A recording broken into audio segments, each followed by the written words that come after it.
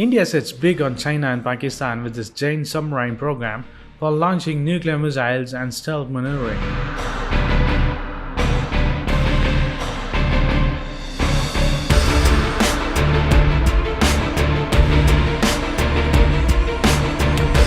In October of 2018, a veil of secrecy around India's nuclear submarine program and country's costliest defense project was lifted for the first time when India acknowledged that INS Arihant, its first SSBN, a nuclear-powered submarine equipped with nuclear-tipped ballistic missiles, and completed its first deterrence patrol.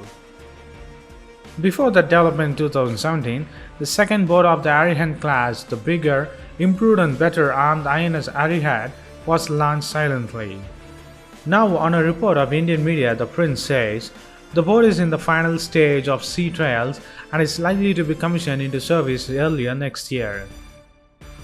The source quoted saying that it should be done or commissioned early by next year. The report, citing sources, adds that the submarine was performed well during the sea trials and its commissioning has been delayed by the outbreak of the COVID-19. With the Arihant class project now working at assembly line pace, the program has also got a new vertical SSNs, or the nuclear-powered submarine, which, unlike the SSBNs, are armed with missiles with conventional warheads. India plans to build 6 SSNs with displacement capacity of 6,000 tons. The green light for this project was given in 2015. The initial design work had begun at the Gurgaon-based Submarine Design Center sometime around 2017, and considerable progress has been made since. The nuclear reactor being developed for the SSNs will also be more powerful than the one of the Arihant-class submarines. Like the SSBNs and SSNs are powered by the nuclear reactor and can remain underwater for long years or long periods, much longer than the diesel-electric submarines or the SSKs, which have to come to surface at regular intervals to charge their batteries which powered them underwater. At the same time, operating SSNs is not as complex as SSBNs, as these boats are not armed with nuclear-tipped missiles. According to the news reports, a scale model of the SSNs will be soon fabricated and tested for design flaws. Although the efforts behind the project is indigenous, with 60% of the components for the Arihant class being sourced from the local manufacturers, the Indian Navy was benefited from a close design and technical cooperation with Russia. The work on SSNs will continue as the Navy indexes the SSBNs.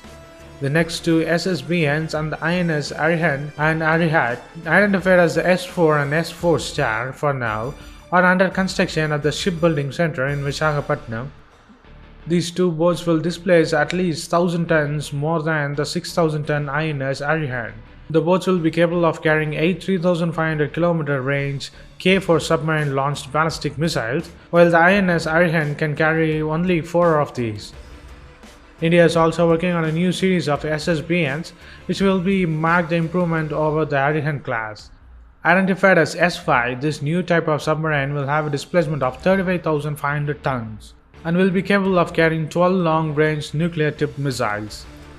Therefore, India is currently working on 3 nuclear submarine projects. However, the country remains far from having a credible sea deterrent. For a credible at-sea deterrence, a country's SSBNs must be capable of, among other things, targeting population and industrial centers for the adversaries. In India's case, this means that the Indian Navy's SSBNs must be capable of holding a brisk cities not only in Pakistan but also in Chinese mainland. Cities in the Chinese mainland would remain outside the range of missiles even if the boat was at the northeastern edge of the Bay of Bengal. Therefore, in the event of a crisis with Beijing, New Delhi would not have the option of threatening a nuclear attack on a target of consequence in China. Theoretically, the SSBN can reach closer to China to make up for short range of missiles, but it will be at the increased risk of detection or worse, an attack on India. So what do you think of India setting a big foot on indigenously giant submarine program, building with nuclear missiles and stealth maneuvering over China and Pakistan as target?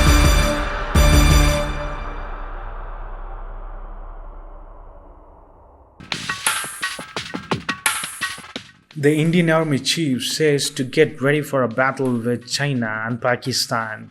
Indian Navy is deploying more Navy ships to the Indian Ocean.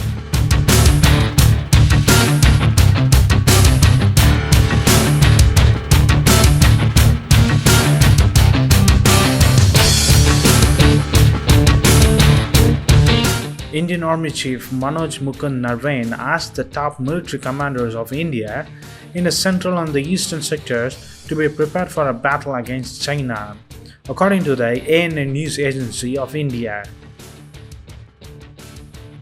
The Army Chief visited the East Command headquarters on the backdrop of the tension with China and the deployment of more troops by the India and China across the LAC.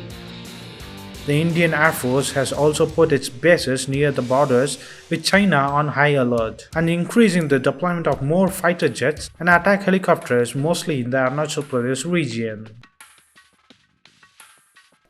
Now the western sector of India is also on high alert, which is the line of control with Pakistan. This is done by keeping in the mind of two-front battle with China and Pakistan. Already the winter is nearing and it might create a problem for either one of the country.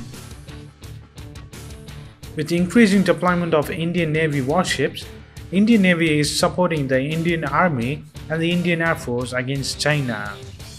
Already, India is doing the surveillance in the Indian Ocean region from the Mauritius with 7,000 kilometers to the Malacca Strait with a distance of nearly 8,000 kilometers. Additionally, following the maritime security incident, Indian Navy has increased its deployment of battle-ready ships. India is also considering to add Australia in the upcoming biggest annual Malabar exercise with the US, Japan and India. Already, India has conducted several military exercises with France, Japan and United States.